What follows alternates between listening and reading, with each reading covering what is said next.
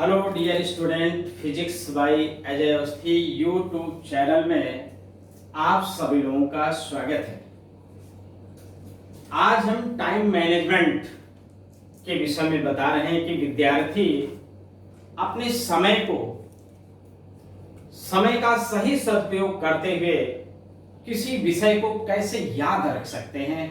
अधिकांश छात्र छात्राओं के हमारे पास फोन आते हैं, मैसेज आते हैं कि सर हम जो पढ़ते हैं वो भूल जाते हैं। तो भूलना तो मनुष्य का स्वभाव है, ये चीज तो नेचर में है, लेकिन याद रखना भी आवश्यक है। इसलिए आज हमने याद रखने का 7 स्टेप में एक ट्रिक हमने समझाई है, जिसके द्वारा आप किसी विषय को पढ़ने के बाद याद रख सकते हैं और अच्छे मार्क्स एग्जाम में ला सकते हैं। मंजिल उसी को प्राप्त होती है जो करता रहे प्रयास, समय के आगे न चले कभी किसी का जोर। समय न ठहरा है कभी, बदली कभी न चाल, समय मिटाए धूल में, समय मिलाए धूल में, समय दिलाए ताज। अंग्रेजों ने समय को अमूल्य धन कहा है, परंतु समय धन से कहीं अधिक कीमती है, इसलिए वो अमूल्य है। धन आज है, कल नष्ट हो जाएगा, अगले दिन फिर आ जाएगा, लेकिन जो समय एक बार अतीत के गर्त में समा गया, वो लाख यत्न करने पर भी लौटकर वापस कभी नहीं आएगा। समय के विषय में एक आम कहावत है कि जो समय को नष्ट करता है, समय उसे नष्ट कर देता है। Time is the most important factor in your life. Time is the management is important for student to do the study with focus. Time management is important for student to get high marks. तो इसी time management को लेकर विद्यार्थी कैसे high marks, अधिकतम अंक प्राप्त करें, इसके लिए हमने 7 स्टेप में याद रखने का तरीका बताया है। और यदि ये तरीका आपको अच्छा लगे, इससे आपको जीवन में महत्वपूर्ण उपलब्धियां प्राप्त हों, आप शिखर पर पहुंच जाएं, ऐसा आपको महसूस हो, तो अवश्य ही इस वीडियो को आप लाइक करें, सब्सक्राइब करें और शेयर करें। स्टेप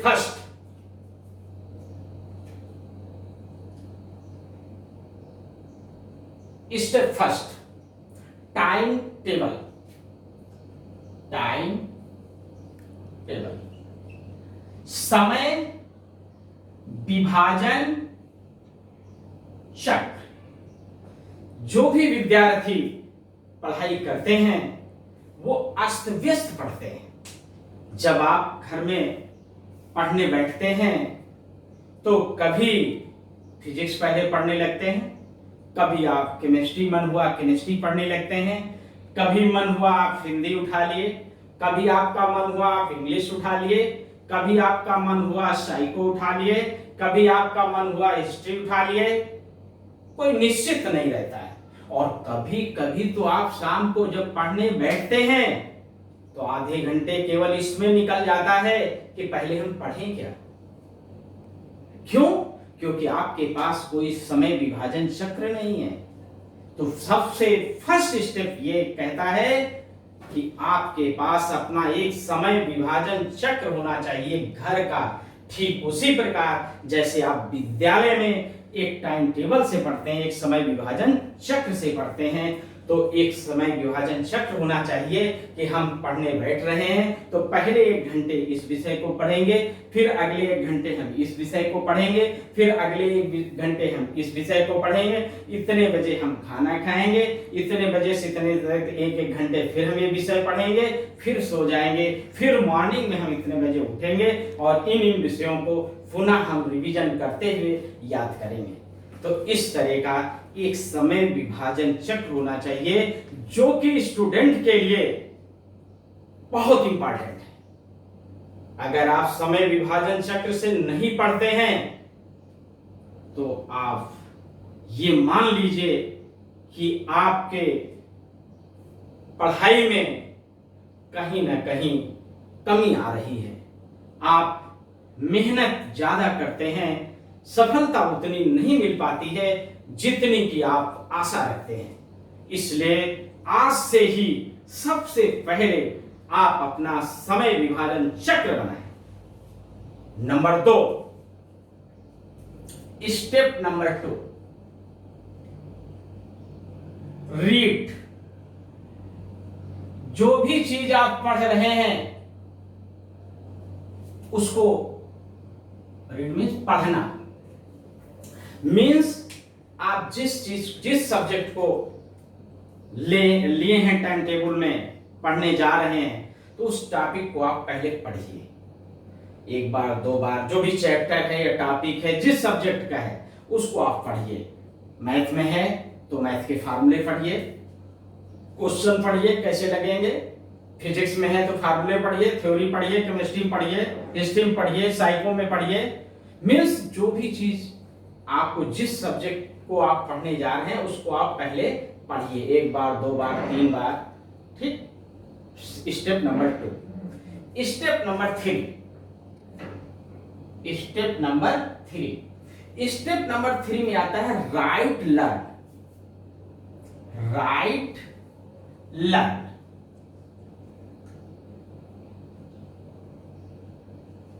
मीन्स लिख कर याद करना, लिख कर याद करना। मीन्स जो भी चीज आप पढ़ना चाहते हैं, याद करना चाहते हैं, उसको लिखिए जरूर, लिख कर याद करें। ऐसे ना याद करें कि आप खूब तेज से चिल्ला चिल्ला कर पढ़ रहे हैं, याद कर रहे हैं। थोड़ी देर बाद किसी ने पूछा कि बताइए 1962 में कौन सा युद्ध हुआ था, तो आपको कुछ याद नहीं है। पूछ लिया जाए जल का क्या सूत्र होता है तो आपको याद नहीं है। फोकस दूरी का क्या सूत्र होता है आपको याद नहीं। क्यों? क्योंकि वो आपने तेज तेज पढ़ा है, वो याद हुआ उस समय, थोड़ी देर में फिर भूल गया। इसलिए अगर आप लिख कर याद करेंगे, ये लिख कर याद करना अगर आप अपनी हैबिट में ले आएंगे तो हम कहते हैं कुछ समय बाद जो आप लिख देंगे वो आजीवन आप नहीं भूलेंगे। इसलिए आप लिख लिख कर याद करें, ऐसी अपनी हैबिट में डालें, ऐसी हैबिट अपनी बनाएं, ऐसी आदत आपकी होनी चाहिए कि जो भी चीज आप याद करें उसको लिखें, लिख लिख कर याद करें, लिख लिख कर याद करें। करेक्ट? तो जो भी चीज आज से आप याद करेंगे उसे लिख कर याद करेंगे। जैसे कोई चीज आपने याद कर ली तो उसे आप नोट्स कॉपी बंद कर दीजिए, रफ कॉपी में लिखिए। अगर लिख ले जाएं तो समझिए आप याद हो गया है, तो समझिए आपका पक्का हो गया। बिल्कुल वैसे जैसे सीमेंट में आपने पानी डाल दिया, 2 घंटे बाद सीमेंट जाम। अब आता है step number 3, analyse. Step number 4, step number 4,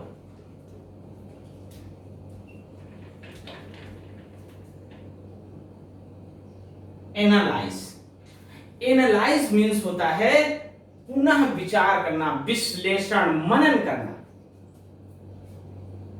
विश्लेषण, पुनः विचार, मनन। मनन बहुत अच्छी चीज है, मनन करना ये बहुत अच्छी चीज है। मनन करना, विचार करना, एनालाइज करना, विश्लेषण करना। जैसे आप 3 घंटे 1 घंटे शाम को बैठे, आप पहले हिंदी पढ़े, फिर इंग्लिश पढ़े, फिर फिजिक्स पढ़े, उसके बाद खाना खाने का समय आ गया, खाना आप खाए, खाना खाने के बाद टहलने लगे। टहलने के समय या खाली जब भी आप बैठे हैं तो आप सोचिए कि हमने केमिस्ट्री में क्या याद किया था, ये याद किया था, फिजिक्स में क्या याद किया था, ये याद किया था, और हिस्ट्री में क्या पढ़ा था, ये पढ़ा था, इंग्लिश में हमने ये पढ़ा था। मनन करिए। मीन्स जितने समय एक सब्जेक्ट आपने, जैसे मान लीजिए शाम को 7 बजे आपने फिजिक्स पढ़ी, तो दूसरे दिन शाम 7 बजे के पहले एक बार उसका पुनः विचार हो जाना चाहिए, मनन हो जाना चाहिए, विश्लेषण हो जाना चाहिए, एनालाइज हो जाना चाहिए, एनालिसिस उसकी हो जानी चाहिए। अगर आपने 24 घंटे में एक बार एनालिसिस कर ली, मनन कर लिया, पुनः विचार कर लिया, तो वो चीज आपको नहीं भूलेगी। ये सारे जो स्टेप आपको बता रहे हैं, ये पूरा अनुभव से भरे हुए हैं। इसलिए अगर इन स्टेप का आपने पालन कर लिया तो जीवन में शिखर पर पहुंचने से कोई आपको रोक नहीं सकता है। ये था आपका चौथा स्टेप कि आप मनन करेंगे, पुनः विचार करेंगे। अब हम आपको बताने जा रहे हैं स्टेप नंबर 5, क्रिटिकली एग्जामिन।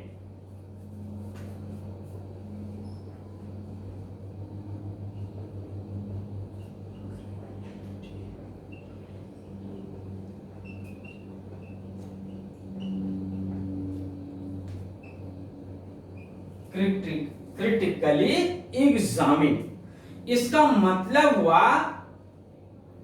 कि इसमें आप एज ए एग्जामिनर अपने को ट्रीट करेंगे। इतना ये 4 स्टेप पढ़ने के बाद आप स्वयं एक एग्जामिनर हो गए, आप एक स्वयं परीक्षक हो गए कि जो आपने पढ़ा है उसी में आप अपने से स्वयं प्रश्न करेंगे कि फोकस दूरी की परिभाषा क्या होती है, 1972 में क्या हुआ था, 1962 में क्या हुआ था, हमने ये रिएक्शन पढ़ी तो क्या निकला था।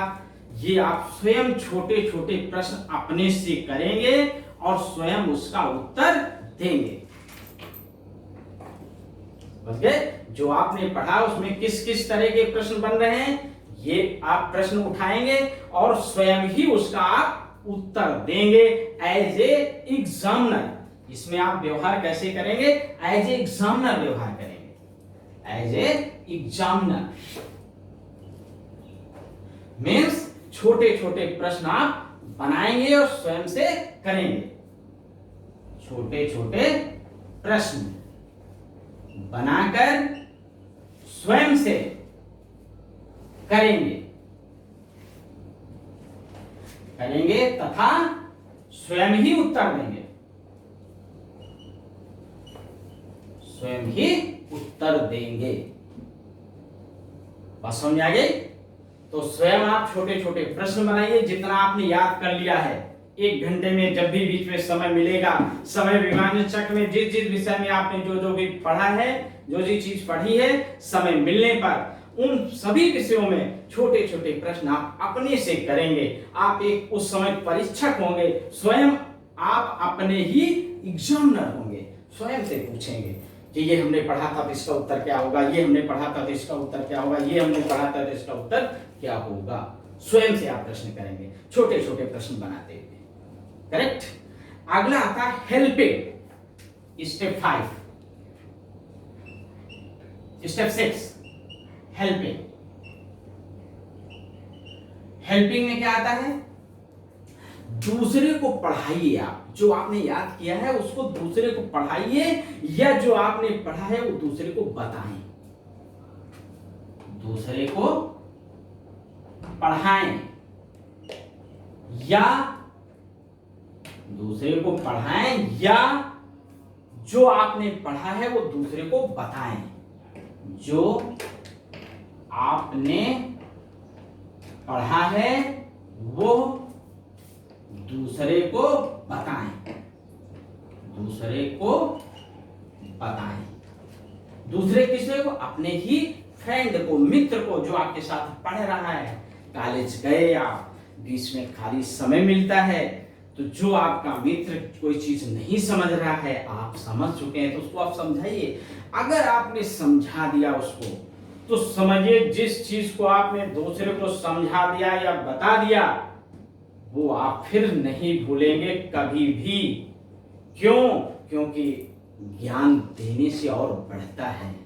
आपने अगर दूसरे को समझा दिया, दूसरे को ज्ञान दे दिया, तो आपका स्वयं ज्ञान 2 गुना हो गया। ज्ञान ही ऐसी चीज है जो जितना आप बांटेंगे उतना ही बढ़ेगा, जबकि अन्य चीजें बांटने पे घटती हैं, ज्ञान बांटने पर बढ़ता है। इसके बाद स्टेप 7, स्टेप 7 देख लीजिए क्या है। स्टेप 7 है ऑप्टिमाइजिंग।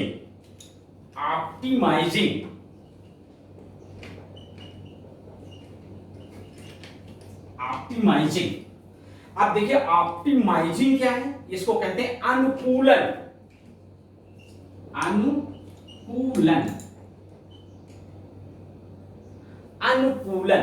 मतलब जो आपने याद किया है पुनः उसे छोटे छोटे भागों में लिखिए।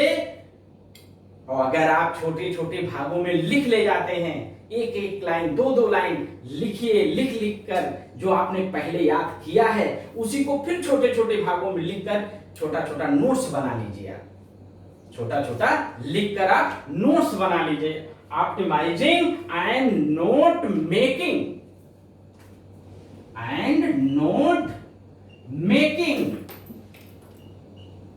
मीन्स आप छोटे छोटे प्रश्न जो आपने याद कर लिए हैं, जो आपने पढ़ लिए हैं, उनको आप लिखिए और लिख ले जाएं तो समझ जाइए आप पूर्ण रूप से संतुष्ट हो गए हैं कि हमको याद हो गया है। वो छोटा जो आप लिखेंगे वो आपका नोट्स हो जाएगा। और लिख कर आपने तैयार कर दिया है, लिख ले गए हैं सफलतापूर्वक, तो फिर वो चीज आपको कभी नहीं भूलेगी। तो ये 7 स्टेप, अगर आपको इन 7 स्टेप से आपने अगर टाइम मैनेजमेंट किया है, टाइम टेबल बनाया है, समय विभाजन चक्र बनाया है, समय को व्यवस्थित किया है, तो समझ जाइए कि आपका भविष्य बहुत अच्छा होगा।